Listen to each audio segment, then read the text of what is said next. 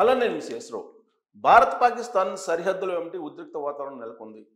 శ్రీనగర్లోకి ఇప్పుడు భారత army chief Upendra Dwivedi రంగంలో దిగారు. శ్రీనగర్లో ఆయన కమాండర్స్కు డైరెక్షన్స్ ఇస్తూ ఉన్నారు. మొత్తం ఎల్ఓసి వెంబటి ఎక్కడెక్కడ సొరంగాలు ఉన్నాయి, ఎక్కడి నుంచి ఉగ్రవాదులు వచ్చేటువంటి అవకాశం ఉంది, ఎంతమంది ఉగ్రవాదులు జొరబడ్డారు, వీటన్నిటి మీద ఇప్పుడు ఒక సమీక్ష చేసి ఇప్పటికే కొన్ని ప్రాంతాల్లో ఉగ్రవాదులను కాల్చిపడేశారు మన భారత ఆర్మీ. లష్కరే తోబా కమాండర్ ఒకరిని కాల్చి చంపారు. అలాగే మరొక ఇద్దరి ఇళ్లను కూడా పేల్చివేశారు. ఇదంతా ఆపరేషన్ కొనసాగుతుంది. లష్కరే తోయిబాకు సంబంధించిన కమాండర్ అత్తాఫ్ లల్లీని కాల్చిపడేశారు. పిట్టను కాల్చినట్టు కాల్చేశారు మన భారత ఆర్మీ. అలాగే ఆదిల్ షేక్, ఆసిఫ్ ఖాన్ వీళ్ళిద్దరూ ఉగ్రవాదులు, వీళ్ళ ఇళ్లను పేల్చివేశారు. ప్రస్తుతం జమ్మూ కాశ్మీర్లో 56 మంది ఉగ్రవాదులు ఉన్నట్టు ప్రాథమికంగా అంచనా వేస్తున్నారు. వీళ్ళందరి ఆచూకీ, వీళ్ళ కదలికలను పసిగడుతూ ఉంది భారత ఆర్మీ. మరోవైపు పాకిస్తాన్ సరిహద్దు అవతల కవ్వింపు చర్యలకు పాల్పడుతోంది పాకిస్తాన్. అందుకే ఇప్పుడు ఐఎన్ఎస్ విక్రాంత్ మోహరించి ఉంది. అరేబియా సముద్రంలో విన్యాసాలు చేస్తూ ఉంది. దాని విన్యాసాలను చూస్తేనే పాకిస్తాన్కి సంబంధించినటువంటి వెన్నులో వణుకు పుడుతూ ఉంది. మరోవైపు మన ఇస్రో, తెలుగు రాష్ట్రాల్లో ఉండేటువంటి ఇస్రో ప్రత్యేకమైనటువంటి శాటిలైట్ను పంపించబోతుంది. ఈ శాటిలైట్ కారణంగా హై రెజల్యూషన్ ఉండేటువంటి ఇమేజెస్ని పంపబోతూ ఉంది. ఇప్పటి వరకు మనకు గూఢాచారి వ్యవస్థ అంటే భౌతికంగా మనుషులు లేదంటే కొంతమంది చేసేటువంటి వ్యవహారం. కానీ ఒక ప్రత్యేకమైనటువంటి స్పై శాటిలైట్ను ఇస్రో పంపిస్తూ ఉంది అంతరిక్షంలోకి. ఆ విషయాన్ని కేంద్ర science and technology minister doctor announce చేశారు, జితేంద్ర సింగ్. సో కాబట్టి ఇస్రో మరికొన్ని రోజుల్లోనే అంతరిక్షంలోకి పంపించబోతోంది. అది హై రెజల్యూషన్ ఉన్నటువంటి శాటిలైట్ ఇమేజెస్ని రాత్రి పగలు సెర్చ్ చేస్తోంది. ప్రతి కదలికను పాకిస్తాన్కి సంబంధించిన దాన్ని మనకి హై రెజల్యూషన్లో శాటిలైట్ ఇమేజెస్ని పంపించబోతోంది. ఇప్పటి వరకు ఇలాంటి వెసలుబాటు ఇజ్రాయెల్ లాంటి హై అండ్ టెక్నాలజీ కలిగినటువంటి దేశానికే, అలాగే అమెరికా, బ్రిటన్ ఇలాంటి వాటికే సాధ్యమైంది. కానీ ఇప్పుడు హై అండ్ రెజల్యూషన్ తోటి ఒక శాటిలైట్ని పంపించబోతుంది. పాకిస్తాన్ భారత్ సరిహద్దుల వెంబటి ఉగ్రవాదుల కదలికలు కానీ, పాకిస్తాన్కు సంబంధించిన ఆర్మీ కదలికలు కానీ ఎప్పటికప్పుడు పంపించబోతుంది. ప్రస్తుతం మనకి ఈ శాటిలైట్ ఇమేజెస్ని పంపించడానికి కార్డోసాట్ 3 అందుబాటులో ఉంది. అయితే కేవలం పగటి వేళల్లో మాత్రమే ఈ శాటిలైట్ ఇమేజెస్ని పంపిస్తూ ఉంది. బట్ ఇప్పుడు స్పై శాటిలైట్ హై రెజల్యూషన్ తోటి ఉన్నటువంటి స్పై శాటిలైట్ని ఇప్పుడు పంపించబోతుంది ఇస్రో. అది పంపించిన తర్వాత రాత్రి పగలు రౌండ్ ది క్లాక్ భారత సైన్యాన్ని అప్రమత్తం చేసేలాగా పాక్కు సంబంధించినటువంటి ఆర్మీ కదలికల్ని, ఉగ్రవాదుల కదలికలకు సంబంధించినటువంటి ఇమేజెస్ని పంపించేటువంటి హై అండ్ టెక్నాలజీతో కూడినటువంటి శాటిలైట్ని ఇస్రో అంతరిక్షంలోకి పంపించబోతుంది. ఇప్పుడు ఐఎన్ఎస్ విక్రాంత్ అన్నా లేదంటే స్పై శాటిలైట్ అన్నా పాకిస్తాన్ వెన్నులో వణుకు పుడుతుంది. పాకిస్తాన్ని గడగడ వణికిస్తూ ఉన్నాయి ఇవి. ఒకవైపేమో ఆర్మీ చీఫ్ యుద్ధ రంగంలో యుద్ధ తంత్రాన్ని రచిస్తూ ఉన్నారు ఉపేంద్ర ద్వివేది. మరోవైపు జాతీయ భద్రతా సలహాదారుగా ఉన్నటువంటి అజిత్ దోవల్ ఎప్పటికప్పుడు ఈ మొత్తం వ్యవహారాన్ని మానిటర్ చేస్తూ ఉన్నారు, పాకిస్తాన్ ఏం చేయాలి అనే దాని మీద. ఇంకోవైపు ప్రధానమంత్రి నరేంద్ర మోడీ, హోంశాఖ మంత్రి అమిత్ షా వీళ్ళిద్దరూ కూడా రాష్ట్రపతి ముర్ముతోటి సమీక్ష చేస్తూ ఎప్పటికప్పుడు ముర్ముతోటి అందుబాటులో ఉంటూ భారత ఆర్మీని పాకిస్తాన్ వైపు మోహరించేలా, పాకిస్తాన్ వైపు కదిలించేలా ఎప్పటికప్పుడు నిర్ణయాలు తీసుకుంటూ ఉన్నారు. ఇదంతా ఒక ఎత్తు అయితే పాకిస్తాన్ భయపడుతుంది మన ఐఎన్ఎస్ విక్రాంత్, అలాగే స్పై శాటిలైట్, ఈ రెండింటిని గురించి బాగా ఆందోళనగా ఉంది పాకిస్తాన్కి. ఎందుకంటే ఇప్పటికే తొలి మిసైల్ ఐఎన్ఎస్ విక్రాంత్ నుంచి పంపించారు, సక్సెస్ అయింది. అరేబియా సముద్రం నుంచి పంపించారు. అంటే కొన్ని వేల కిలోమీటర్లో ఉన్నటువంటి టార్గెట్ని కూడా స్మాష్ చేయగలదు. మన ఐఎన్ఎస్ విక్రాంత్ నుంచి పంపించేటువంటి మిజైల్స్ని. సో ఆ మిజైల్ ప్రయోగం సక్సెస్ అయ్యింది. సో కాబట్టి పాకిస్తాన్లో ఉండేటువంటి ఏ టార్గెట్ అయినా, కరాచీ కానీ, లాహోర్ కానీ, ఏ ప్రాంతంలోనైనా సరే ఉన్నటువంటి టార్గెట్ని ఆ దిశగా మిసైల్ని మోహరిస్తే కనుక ఖచ్చితంగా అది స్మాష్ అయ్యేటువంటి అవకాశం ఉంది. ఆ ప్రయోగం సక్సెస్ అయింది. ఇది ఇప్పటి వరకు ఉన్నటువంటి అప్డేట్స్. అయితే ఇప్పుడు ఐఎన్ఎస్ విక్రాంత్ అలాగే స్పై శాటిలైట్, వీటి నేపథ్యం ఏంటి, వీటి విశిష్టత ఏంటి అనేది నేను మీకు తెలియజేసేటువంటి ప్రయత్నం చేస్తాను. ఇప్పుడు ఇస్రో శాటిలైట్ని పంపించబోతుంది. ఈ శాటిలైట్కి సంబంధించి స్పై శాటిలైట్ అంటారు దీన్ని. స్పై శాటిలైట్, ఈ స్పై శాటిలైట్ దీని ప్రత్యేకత ఏంటి అని అంటే దీన్ని EOS-09 ఉపగ్రహం అంటారు. దీన్ని పిఎస్ఎల్వి C61 వాహకం ద్వారా పంపించబోతున్నారు. ఈ విషయాన్ని కేంద్ర science and technology minister Jitendra Singh చెప్పారు.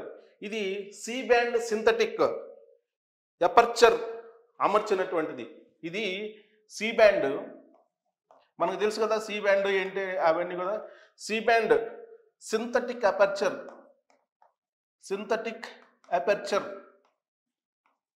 అమర్చినటువంటి ఈ EOS-09 అనేటువంటి ఉపగ్రహం, దాన్ని శాటిలైట్. ఈ శాటిలైట్ని భారత అంతరిక్షంలోకి పంపించబోతుంది మన ఇస్రో. ఇప్పటికే భారతదేశానికి అంతరిక్షంలో దాదాపు 50 శాటిలైట్స్ ఉన్నాయి. ఈ 50 శాటిలైట్లో ఒకటి కార్టోసాట్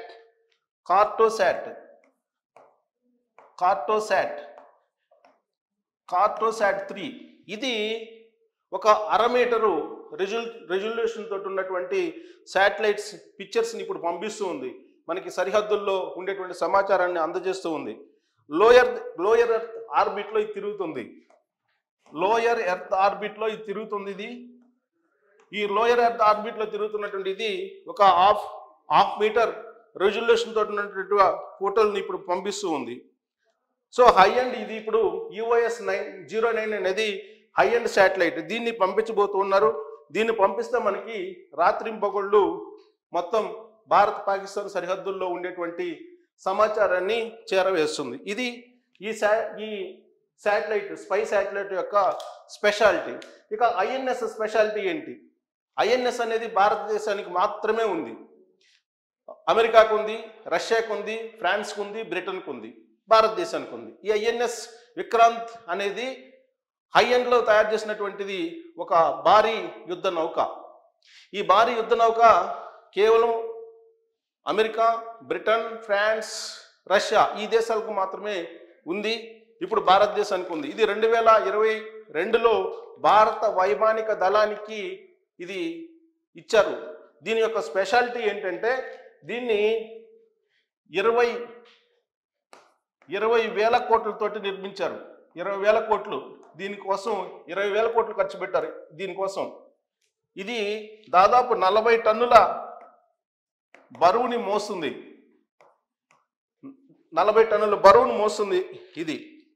దీంట్లో మనకు చూస్తే కనుక 2 టేకాఫ్ పాయింట్లు ఉంటాయి. యుద్ధ విమానాలు, తేలికపాటి యుద్ధ విమానాలు మనకి టేకాఫ్ కావడానికి కానీ ల్యాండ్ కావడానికి కానీ 2 టేకాఫ్ పాయింట్లు ఉంటాయి.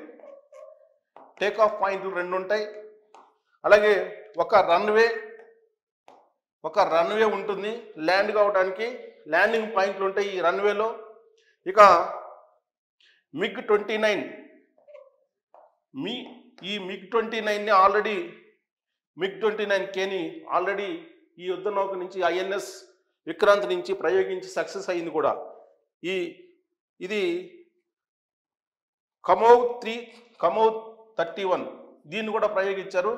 సో ఈ యుద్ధ నౌక మీద నుంచి ఇక్కడ ఉన్నటువంటి రన్వేల నుంచి టేకాఫ్ కావడం మళ్ళీ ల్యాండ్ కావడం అనేది సక్సెస్ఫుల్గా MiG-29K ద్వారా ప్రయోగించి సక్సెస్ అయ్యాయి. యుద్ధ విమానాలు, తేలికపాటి యుద్ధ విమానాలు దీంట్లో ఉంటాయి. యుద్ధ నౌకలో ఈ యుద్ధ నౌక నుంచి వెళ్తూ ఉంటాయి. దీంట్లో 8 డీజిల్ జనరేటర్స్ ఉంటాయి. ఈ జనరేటర్స్ ఏం చేస్తూ ఉంటాయంటే సుమారుగా 24 మెగావాట్ల విద్యుత్తును ఉత్పత్తి చేస్తూ ఉంటాయి ఇవి. ఇక 4 గ్యాస్ టర్బైనర్లు ఉన్నాయి దీంట్లో. టర్బైనర్లు 4 గ్యాస్ టర్బైనర్లు ఉన్నాయి. ఇది ఎంత యుద్ధం అంటే అరేబియా సముద్రంలో ప్రస్తుతం ఉంది ఐఎన్ఎస్ విక్రాంత్ అనేది. ఇది ఎంత పగడ్బందీగా ఉంటుందంటే ఒక్కసారిగా 240 కిలోమీటర్ల స్పీడ్తో పోయేటువంటి యుద్ధ విమానం 0 స్థాయికి వచ్చి ల్యాండ్ అయితే తట్టుకోగలదు. అంటే 0 కిలోమీటర్ స్పీడ్ తోటి ఇలా ల్యాండ్ అయిందంటే ల్యాండ్ అయినా కానీ అక్కడ ల్యాండ్ చేసుకునేటువంటి కెపాసిటీ ఉంది దానికి. సో కాబట్టి అంత పగడ్బందీగా ఇది ఇప్పుడు విన్యాసాలు చేస్తూ ఉంది అరేబియా సముద్రంలో. దీని విన్యాసాలు చూసి పాకిస్తాన్ ఆర్మీ వణికిపోతుంది. ఈ ఐఎన్ఎస్ విక్రాంత్ బేస్ చేసుకొని యుద్ధ విమానాలు ఎన్ని వస్తాయో, అలాగే ఎన్ని యుద్ధ విమానాల ద్వారా అక్కడి నుంచి మిజైల్స్ని పంపిస్తారో తెలియనటువంటి సిచ్యువేషన్ పాకిస్తాన్కి. సో కాబట్టి ఐఎన్ఎస్ విక్రాంత్ అలాగే ఇస్రో పంపించేటువంటి స్పై శాటిలైట్ ఈ రెండు ఇప్పుడు అమెరికా సహాయ సహకారాలతోటి వీటిని తయారు చేశారు. ఇప్పుడు పాకిస్తాన్ కలవరపడుతుంది ఈ రెండింటిని చూసిన తర్వాత. సో మనకి ప్రస్తుతం ఈ రెండు ఈ యుద్ధంలో భాగంగా పార్టిసిపేట్ చేస్తున్నాయి. ఇప్పుడు యుద్ధం ఆల్రెడీ ప్రకటించారని చెప్పి పాకిస్తాన్ భావిస్తుంది. ఎందుకంటే సింధు జలాల్ని ఎప్పుడైతే ఆపిస్తున్నామో అని చెప్పి నరేంద్ర మోడీ గారు ప్రకటించారో ఆ క్షణం నుంచే యుద్ధాన్ని ప్రకటించినట్టే అనేటువంటి అభిప్రాయాన్ని పాకిస్తాన్ ప్రధానమంత్రి అనౌన్స్ చేశారు. సో కాబట్టి 5 ప్రధానమైనటువంటి నిర్ణయాల్ని ప్రధానమంత్రి నరేంద్ర మోడీ గారు తీసుకున్నారు. పాకిస్తాన్ పౌరులు ఎవరైనా ఉంటే ఇమీడియట్గా వెళ్ళిపోండి అని చెప్పారు భారతదేశం నుంచి. అలాగే సార్క్ వీసాలతోటి ఎంటర్ అయినటువంటి వాళ్ళు వెళ్ళిపోండి అని చెప్పారు. దౌత్య కార్యాలయాల్లో ఉండేటువంటి సిబ్బంది వెళ్ళిపోవాలని చెప్పారు. 48 అవర్స్ డెడ్ లైన్ కూడా పెట్టారు. అలాగే పౌరులు కూడా 48 అవర్స్లో వెళ్ళిపోమని చెప్పారు. సింధు జలాల్ని ఆపేస్తున్నాము అని చెప్పారు. అంతేకాకుండా సరిహద్దుల్లో ఉండేటువంటి ఉగ్రవాదుల్ని ఏరివేయడంతో పాటు పాకిస్తాన్ కవ్వింపు చర్యలకు సరైనటువంటి బుద్ధి చెప్పేలా ఇప్పుడు భారత ప్రభుత్వం దూకుడుగా ముందడుగు వేస్తుంది. అందులో భాగంగానే అఖిలపక్ష సమావేశాన్ని ఏర్పాటు చేశారు. అఖిలపక్ష సమావేశంలో పార్టిసిపేట్ చేసినటువంటి పార్టీలన్నీ కూడా భారత ప్రభుత్వం ఏ నిర్ణయం తీసుకుంటే ఆ నిర్ణయానికి కట్టుబడి ఉంటాం, ఆ నిర్ణయానికి మద్దతు ఇస్తామని చెప్పారు. సో దీంతో సంపూర్ణమైనటువంటి మద్దతు భారత ప్రభుత్వానికి లభించింది. ఇప్పుడు పాకిస్తాన్ని టార్గెట్ చేసి కొట్టడమే మిగిలింది. మరి పాకిస్తాన్ ఇప్పుడు విలవిల్లాడేటువంటి పరిస్థితి. ఒకవైపు ఐఎన్ఎస్ విక్రాంత్ విన్యాసాలు అరేబియా సముద్రంలో చేస్తూ ఉంటే అక్కడ పాకిస్తాన్కి ఒక జలధరింపు, ఒక భయం, ఒక ఆందోళన వాళ్ళకి కలుగుతూ ఉంది. మరోవైపు ఈ శాటిలైట్ ఇస్రో పంపించబోతుంది. ఒకవేళ పంపించి ఉంటే కూడా పంపించి ఉండొచ్చు. ఎందుకంటే మనకున్నటువంటి సమాచారం పంపిస్తారు కొన్ని రోజుల్లో అని చెప్పేసి తెలుస్తుంది. బట్ కొన్ని మనకి కొన్ని రహస్యంగా కూడా ఉంచుతారు భారత ఆర్మీకి సంబంధించిన అంశాలు. బహుశా శాటిలైట్ కూడా అక్కడ ఉండి ఉంటుంది. అందుకే ఉగ్రవాదుల్ని ఏరివేస్తున్నారు. సరిహద్దులు వెంబడి ఉండేటువంటి ఉగ్రవాదుల్ని, అలాగే కాశ్మీర్ లోయలో ఉండేటువంటి ఉగ్రవాదుల్ని ఏరివేసేటువంటి కార్యక్రమం జరుగుతుంది. ఇప్పటికే కొంతమంది ఉగ్రవాదుల్ని కాల్చేశారు. భీకరమైనటువంటి పోరాటం జరుగుతుంది ఉగ్రవాదులకి భారత ఆర్మీకి మధ్య. సరిహద్దుల దగ్గర కొన్ని బంకర్లు ఉన్నాయి, ఆ బంకర్ని పేల్చేస్తున్నారు. అలాగే కొన్ని ఆల్రెడీ అక్కడ సొరంగాలు ఉన్నాయి అంటున్నారు. ఆ సొరంగాలలో దాక్కున్నారు ఉగ్రవాదులు అంటున్నారు. వాళ్ళని బయటికి లాగి చంపేస్తున్నారు, ఉగ్రవాదుల్ని కాల్చేస్తున్నారు కూడా భారత ఆర్మీ. సో మొత్తం మీద పాకిస్తాన్కి చివరి రోజులు దగ్గర పడ్డాయి అని చెప్పవచ్చు. మన టెక్నాలజీని చూసిన తర్వాత పాకిస్తాన్ యుద్ధం కంటే ముందే వెనుదిరిగి వెళ్ళేటువంటి పరిస్థితి కనిపిస్తుంది. సో యుద్ధానికి సన్నద్ధమవుతున్నటువంటి క్రమంలో అటు ఐఎన్ఎస్ విక్రాంత్, ఇటు స్పై శాటిలైట్ ఈ రెండు కీలకంగా మారాయి. దీని మీద మీ అభిప్రాయం ఏంటో తెలియజేయచ్చు. Thank you.